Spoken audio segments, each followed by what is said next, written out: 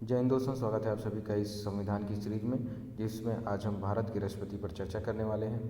तो दोस्तों, क्या आप जानते हैं कि भारत के राष्ट्रपति के वोटर कौन हैं? कौन लोग हैं जो राष्ट्रपति के चुनाव में भाग लेते हैं? क्या आप ये जानते हैं कि राष्ट्रपति के पद की क्या योग्यता है? अगर नहीं तो ये वीडियो अंत तक देखिए, इसमें हमने सारी जानकारी साझा की है।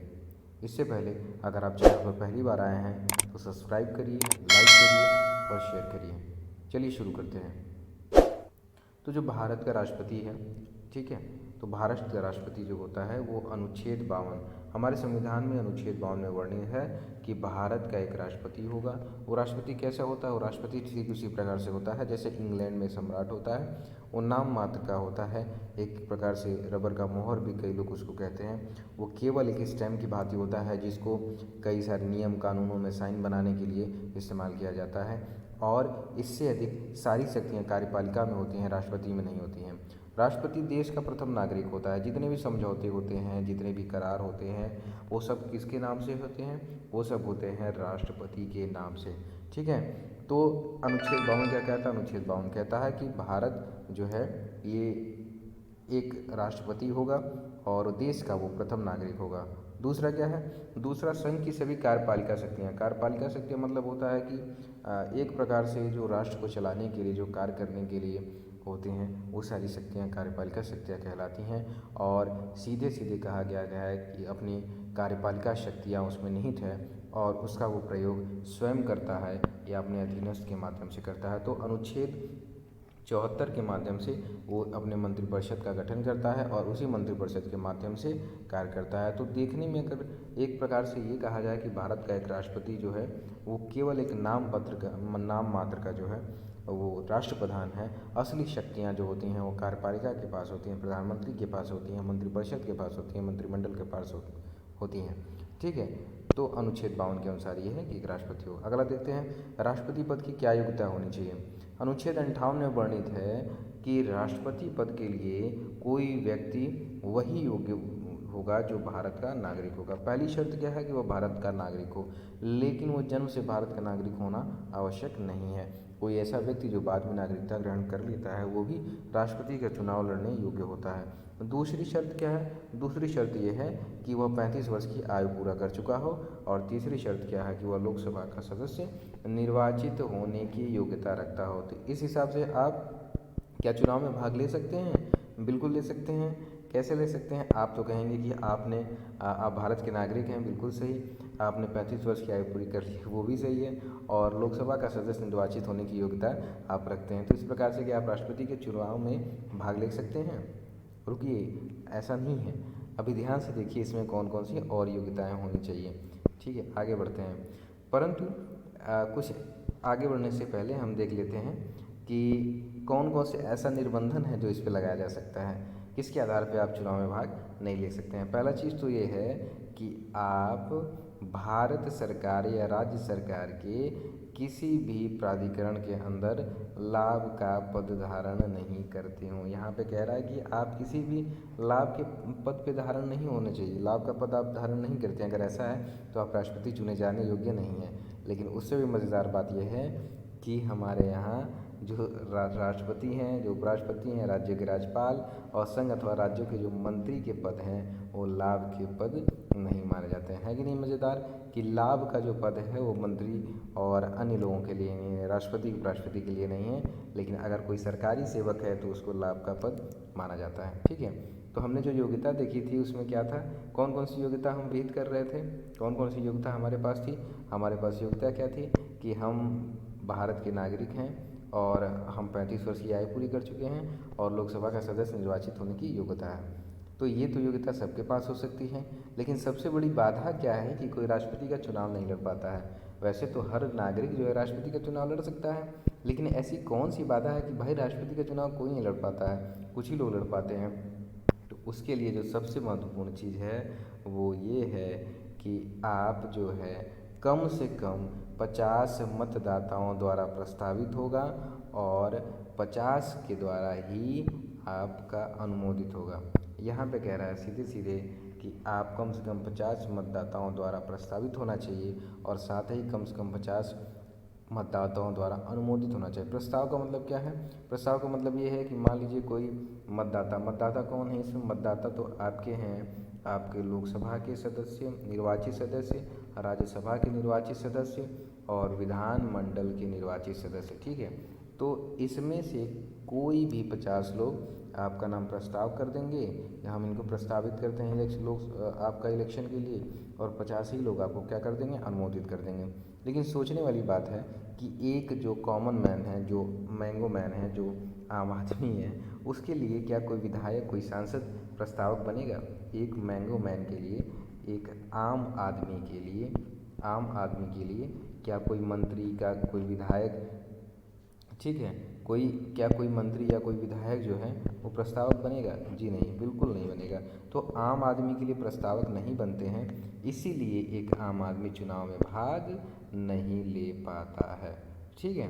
यहाँ पे क्या कह रहा है? यहाँ पे कह रहा है कि 50 मतदाताओं द्वारा प्रस्तावित और 50 मतदाताओं द्वारा अनुमोदित होना चाहिए। तो कोई आपको प्रस्तावित ही नहीं करेगा तो आप पार्टिसिपेट कैसे कर सकते हैं? और दूसरी चीज़ क्या है? दूसरा चीज़ ये है कि जो जमानत राशि है ये 15,000 रुपये है।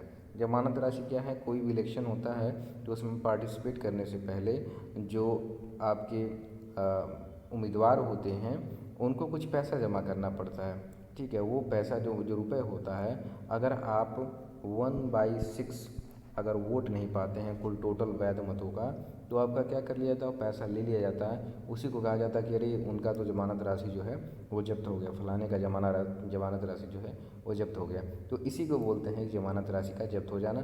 जब 1/6 आप वोट नहीं पाएंगे तो ये जो 15,000 रुपये है ये ले लिया जाएगा, इसी को बोलते हैं जमानत राशि जब्त होना। तो अब तो आपको समझ में आ गया होगा कि क्यों जो है कि कोई पार्टिसिपेट नहीं कर सकता। ये योग्यता तो हम रखते हैं, ये योग्यता हम धारण करते हैं, ये 35 वर्ष होना चाहिए, भारत का नागरिक होना चाहिए। लेकिन ये जो प्रस्तावक वाली जो बात है कि 50 मतदाताओं द्वारा प्रस्तावित होना चाहिए और इतने ही लोगों द्वारा अनुमोदित होना चाहिए, वो योग्यता हम पूरी नहीं कर पाते हैं। अगला देखते हैं क्या है। अगला है कि अगर कोई व्यक्ति, ठीक है, अगर कोई व्यक्ति विधानमंडल का या फिर संसद का सदस्य है तो वो सदस्य नहीं रहेगा, वो अपना पद ग्रहण की तिथि से ही उसका स्थान जो है वो रिक्त समझा जाएगा, ठीक है। मतलब कि अगर पद ग्रहण कर लेता है तो उसके बाद से अगर किसी संसद सदस्य है तो उसका स्थान रिक्त हो जाएगा, ठीक। ये एक शर्त है, एक प्रकार से कह लीजिए। और अनुच्छेद 57 में वर्णित है कि कोई एक व्यक्ति कितनी बार राष्ट्रपति बन सकता है। तो अभी तक राजेंद्र प्रसाद जो थे वो 2 बार राष्ट्रपति बन चुके हैं, और कोई व्यक्ति कितनी बार राष्ट्रपति बनेगा, कितनी बार निर्वाचन करेगा, इसके बारे में संसद में कोई प्रावधान नहीं किया है, कोई वर्णन नहीं किया गया है।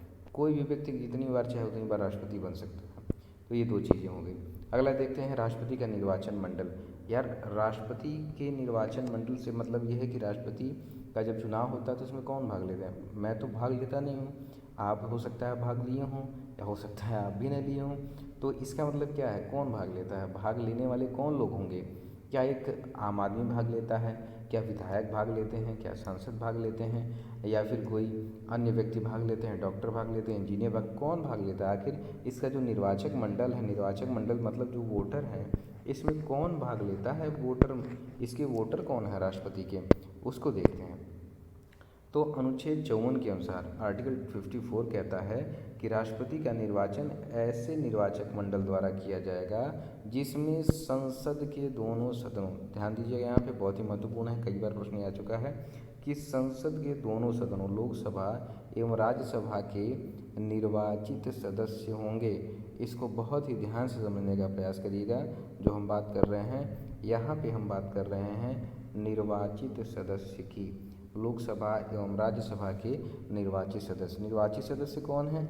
जो चुन के आते हैं, है ना, जो निर्वाचन के द्वारा आते हैं, जो मनोनीत नहीं होते। आपको मालूम होगा कि 2 एंग्लो इंडियन मनोनीत होते हैं, 2 एंग्लो इंडियन मनोनीत होते हैं आपके यहाँ पे लोकसभा में, जिनकी अब मनोनयन जो है समाप्त कर दिया गया है 104वें संशोधन के बाद। और ठीक इसी प्रकार से राज्यसभा में भी साहित्य कला जगत से लोग मनोनीत किए जाते हैं राष्ट्रपति के द्वारा। तो वो इलेक्शन में भाग नहीं लेते हैं, केवल निर्वाचित लोग ही भाग लेते हैं। तो लोकसभा और राज्यसभा के निर्वाचित सदस्य भाग लेते हैं, और साथ ही भाग लेते हैं आपके यहाँ पे जो विधानमंडल के जो विधायक होते हैं वो इसमें भाग लेते हैं, विधान परिषद की यहाँ पे राष्ट्रपति के निर्वाचन में विधानमंडल के लोग भाग लेते हैं और साथ ही दिल्ली और पौंडीचेरी के संघ शासित विधानसभा के निर्वाचित सदस्य भी भाग लेते हैं। तो कौन कौन भाग लेता है? पहला तो लोकसभा और राज्यसभा के निर्वाचित सदस्य भाग लेते हैं, ठीक है। लोकसभा और राज्यसभा के निर्वाचित सदस्य भाग लेते हैं और विधानमंडल के निर्वाचित सदस्य भाग लेते हैं। साथ ही दिल्ली और पांडिचेरी संघ शासित क्षेत्र जो है उसके विधानसभा के जो सदस्य हैं वो भाग लेते हैं, केवल निर्वाचित। तो ये कई बार क्वेश्चन आता है कौन कौन भाग लेता है निर्वाचक मंडल में? तो लोकसभा के निर्वाचित सदस्य, राज्यसभा के निर्वाचित सदस्य और विधानमंडल के निर्वाचित सदस्य, जिसमें दिल्ली और पौंडीचेरी भी शामिल है। और साथ में जब ये आपका जम्मू एंड कश्मीर एक केंद्र शासित प्रदेश बना है तो उसके भी जो सदस्य हैं वो भी निर्वाचन में भाग लेते हैं। अब इस राष्ट्रपति के पद की अवधि क्या है? तो अनुच्छेद 56 में कहा गया है कि राष्ट्रपति अपने पद की ग्रहण की तिथि से, याद करिए शपथ ग्रहण नहीं, पद ग्रहण की तिथि से 5 वर्ष की अवधि तक अपना पद धारण करता है, परंतु वो 5 वर्ष पूर्व कभी भी उपराष्ट्रपति को अपना त्याग पत्र दे सकता है। यहाँ पे कई बार क्वेश्चन आता है कि राष्ट्रपति का जो पद है वो 5 वर्ष की अवधि के लिए होता है, कब से? शपथ ग्रहण से या पद ग्रहण से? तो ये पद ग्रहण से होता है 5 वर्ष का, ठीक है। या फिर उस पर महाभियोग चला जाए। महाभियोग क्यों चला जाएगा? अनुच्छेद 61 में महाभियोग वर्णित है कि अगर संविधान का अतिक्रमण करता है तो उस पर महाभियोग चलाया जा सकता है, ठीक है। तो संविधान का अतिक्रमण करने पर महाभियोग उस पर चलाया जा सकता है ना। और उसके बाद से अगर महाभियोग साबित हो जाता है, जांच हो जाती है, तो उसको अपना पद छोड़ना पड़ेगा।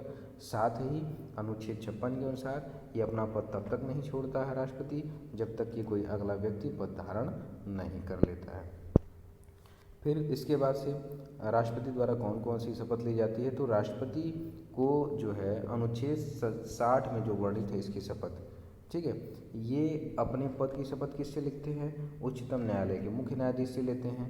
अगर उच्चतम न्यायालय के मुख्य न्यायाधीश नहीं रहेंगे तो वहाँ के ज्येष्ठतम न्यायाधीश जो होंगे उनसे लेंगे। उनकी अनुपस्थिति में जो ज्येष्ठतम न्यायाधीश रहेगा उससे शपथ लेंगे। और राष्ट्रपति किससे लेता है? राष्ट्रपति भी उससे लेता है, यानी कि उच्चतम न्यायालय के मुख्य न्यायाधीश से, या मुख्य न्यायाधीश लेगा राष्ट्रपति से, ठीक है। कौन सी शपथ लेता है? शपथ का प्रकार इस प्रकार से होगा कि मैं श्रद्धापूर्वक राष्ट्रपति के पद कर्तव्यों का पालन करूंगा, संविधान की विधि प्रिजर्व प्रोटेक्ट, है ना, प्रिजर्व करूंगा, प्रोटेक्ट करूंगा। तो ये अपना ये संविधान की विधि का परिरक्षण, संरक्षण और प्रतिरक्षण करूंगा। और तीसरा है भारत की जनता की सेवा एवं कल्याण में निरत रहूंगा।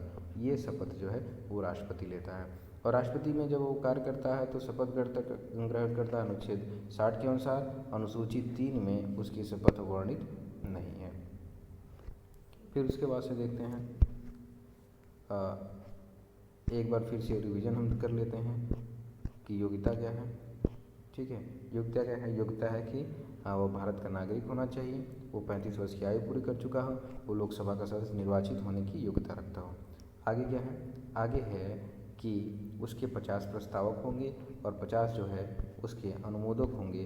बिना प्रस्तावक और अनुमोदक के वो पार्टिसिपेट नहीं कर सकता है, उम्मीदवारी अपनी दर्ज नहीं कर सकता है।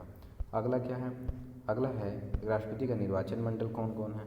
तो राष्ट्रपति के निर्वाचन मंडल में लोकसभा, राज्यसभा और विधानमंडल के निर्वाचित सदस्य भाग लेते हैं, ठीक है। तो इस वीडियो में इतना ही। अगर वीडियो अच्छा लगा हो तो लाइक करिए, चैनल को सब्सक्राइब करिए। फिर अगले वीडियो में फिर मिलते हैं, तब तक के लिए धन्यवाद।